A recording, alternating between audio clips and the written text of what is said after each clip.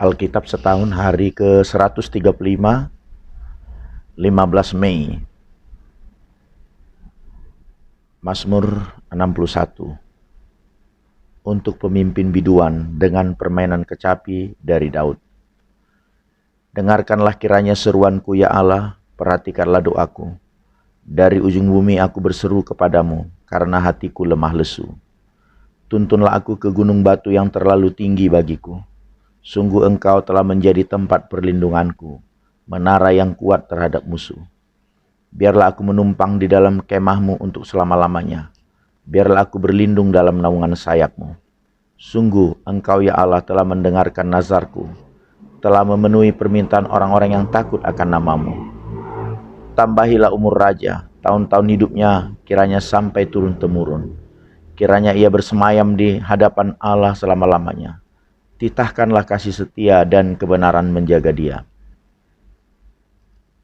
Yohanes 8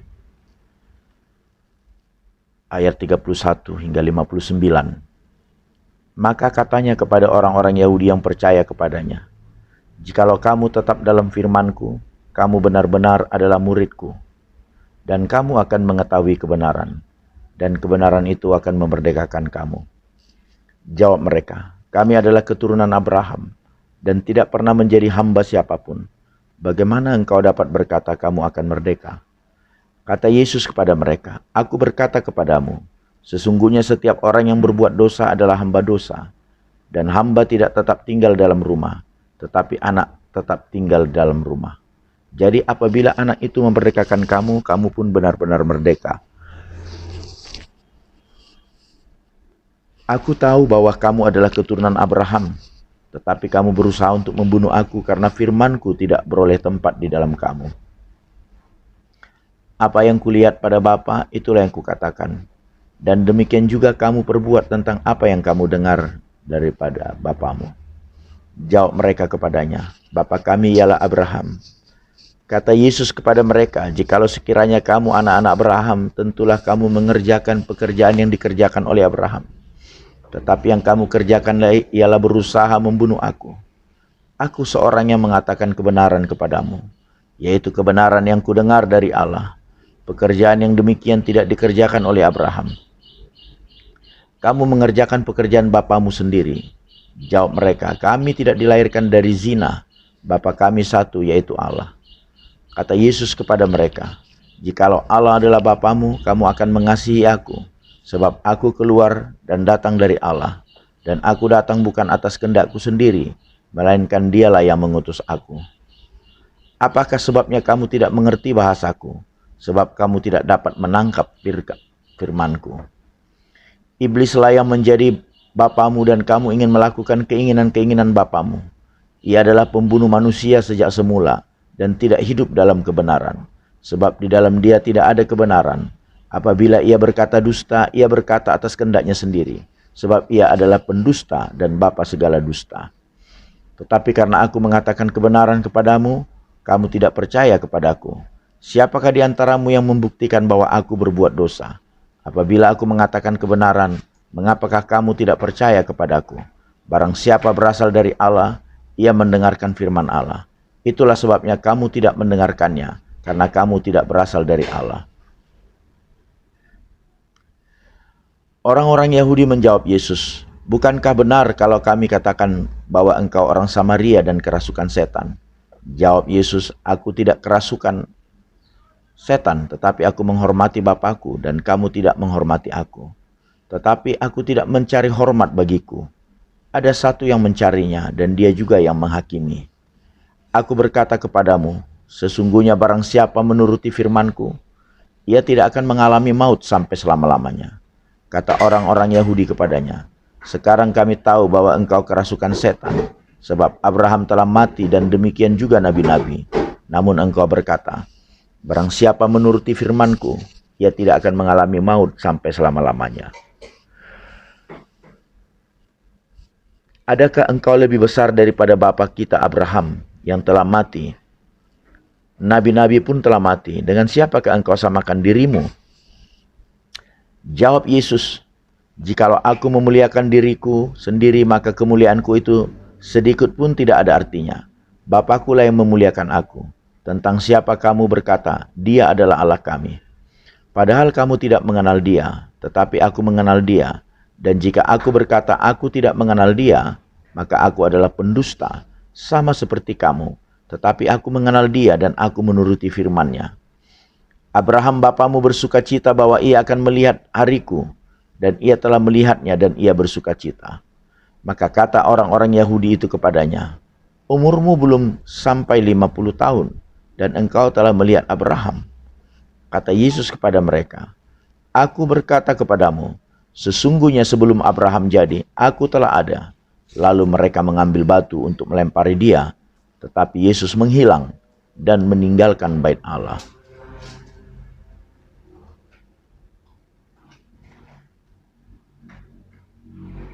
Hakim-Hakim 20. Lalu majulah semua orang Israel dari Dan sampai Berseba dan juga dari tanah Gilead. Berkumpullah umat itu secara serentak menghadap Tuhan di Mizpah.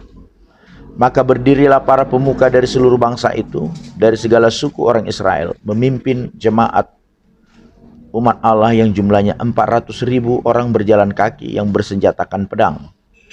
Kedengaranlah kepada Bani Benyamin bahwa orang Israel telah maju ke Mizpah. Berkatalah orang Israel, ceritakan bagaimana kejahatan itu terjadi. Lalu orang Lewi, suami perempuan yang terbunuh itu menjawab, aku sampai dengan gundikku di Gibea kepunyaan suku Benyamin untuk bermalam di sana. Lalu warga-warga kota Gibea itu mendatangi aku dan mengepung rumah itu pada malam hari untuk menyerang aku. Mereka bermaksud membunuh aku, tetapi gundikku diperkosa mereka, sehingga mati. Maka kuambillah mayat gundikku, kupotong-potong dia dan kukirimkan ke seluruh daerah milik pusaka orang Israel. Sebab orang-orang itu telah berbuat mesum dan berbuat noda di antara orang Israel. Sekarang kamu sekalian orang Israel telah ada di sini. Berikanlah di sini pertimbanganmu dan nasihatmu. Kemudian bangunlah seluruh bangsa itu dengan serentak, sambil berkata, seorang pun daripada kita tak akan pergi ke kemahnya. Seorang pun daripada kita tak akan pulang ke rumahnya. Inilah yang akan kita lakukan kepada Gibea, memeranginya dengan membuang undi. Kita akan memilih dari seluruh suku Israel 10 orang dari tiap-tiap 100, 100 orang dari tiap-tiap 1000, 1000 orang dari tiap-tiap 10.000, untuk mengambil bekal bagi laskar ini. Supaya sesudah mereka datang, dilakukan kepada Gibea Benyamin setimpal dengan segala perbuatan noda yang telah diperbuat mereka di antara orang Israel. Demikianlah orang Israel berkumpul melawan kota itu, semuanya bersekutu dengan serentak. Kemudian suku-suku Israel mengirim orang kepada seluruh suku Benyamin dengan pesan, apa macam kejahitan yang terjadi di antara kamu itu? Maka sekarang serahkanlah orang-orang itu, yakni orang-orang Dursila yang di Gibea itu, supaya kami menghukum mati mereka, dan dengan demikian menghapuskan yang jahat itu dari antara orang Israel. Tetapi Bani Benyamin tidak mau mendengarkan perkataan saudara-saudaranya, orang Israel itu. Sebaliknya, Bani Benyamin dari kota-kota lain berkumpul di Gibea untuk maju berperang melawan orang Israel. Pada hari itu dihitunglah jumlah Bani Benyamin dari kota-kota lain itu, 26.000 orang yang bersenjatakan pedang, belum termasuk penduduk Gibea, yang terhitung 700 orang pilihan banyaknya. Dari segala laskar ini ada 700 orang pilihan yang kidal, dan setiap orang dari mereka dapat mengumban dengan tidak pernah meleset sampai sehelai rambut pun. Juga orang-orang Israel dihitung jumlahnya, dengan tidak termasuk suku Benyamin, ada 400.000 orang yang bersenjatakan pedang. Semuanya itu prajurit. Lalu orang Israel berangkat dan maju ke Betel. Di sana mereka bertanya kepada Allah, siapakah dari kami yang lebih dahulu maju berperang melawan Bani Benyamin? Jawab Tuhan, suku Yehuda lah lebih dahulu. Lalu orang-orang Israel bangun pagi-pagi dan berkemah mengepung Gibea. Kemudian majulah orang-orang Israel berperang melawan suku Benyamin. Orang-orang Israel mengatur barisan perangnya melawan mereka dekat Gibea. Juga Bani Benyamin maju menyerang dari Gibea dan menggugurkan ke bumi 22.000 orang dari antara orang Israel pada hari itu. Tetapi laskar orang Israel mengumpulkan segenap kekuatannya, lalu mengatur pula barisan perangnya di tempat mereka mengatur barisannya semula. Kemudian pergilah orang-orang Israel, lalu menangis di hadapan Tuhan sampai petang. Sesudah itu mereka bertanya kepada Tuhan, Akan pergi pulakah kami berperang melawan Bani Benyamin, saudara kami itu? Jawab Tuhan, majulah melawan mereka. Tetapi ketika orang-orang Israel pada hari kedua sampai di dekat Bani Benyamin, maka pada hari kedua itu majulah suku Benyamin dari Gibea menyerbu mereka. Dan digugurkannya pula ke bumi 18.000 orang di antara orang-orang Israel. Semuanya orang-orang yang bersenjatakan pedang. Kemudian pergilah semua orang Israel, yakni seluruh bangsa itu, lalu sampai di Betel. Di sana mereka tinggal menangis di hadapan Tuhan, berpuasa sampai senja pada hari itu, dan mempersembahkan korban bakaran dan korban keselamatan di hadapan Tuhan. Dan orang-orang Israel bertanya kepada Tuhan. Pada waktu itu ada di sana tabut perjanjian Allah, dan Pinehas bin Eleazar bin Harun menjadi imam Allah pada waktu itu. Kata mereka, haruskah kami maju sekali lagi untuk berperang melawan Bani Benyamin, saudara kami itu, atau haruskah kami hentikan itu? Jawab Tuhan, majulah sebab besok aku akan menyerahkan mereka ke dalam tanganmu. Lalu orang Israel menempatkan penghadang-penghadang sekeliling Gibea. Pada hari ketiga majulah orang-orang Israel melawan Bani Benyamin dan mengatur barisannya melawan Gibea seperti yang sudah-sudah.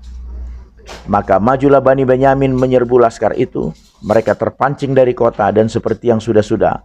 Mereka mulai menyerang laskar itu pada kedua jalan raya yang menuju ke Betel. Dan yang lain ke Gibea melalui padang. Sehingga terbunuh beberapa orang. Kira-kira 30 orang di antara orang Israel. Maka kata Bani Benyamin, orang-orang itu telah terpukul kalah oleh kita semua. Tetapi orang-orang Israel telah bermufakat lebih dahulu. Marilah kita lari dan memancing mereka dan dari kota ke jalan-jalan raya. Jadi orang Israel bangun dari tempatnya dan mengatur barisannya di Baal Tamar. Sedang orang Israel yang menghadang itu tiba-tiba keluar dari tempatnya, yakni tempat terbuka dekat Geba. Dan sampai di depan Gibea, sebanyak 10.000 orang pilihan dari seluruh Israel. Pertempuran itu dahsyat, tetapi Bani Benyamin tidak tahu bahwa malapetaka datang menimpa mereka.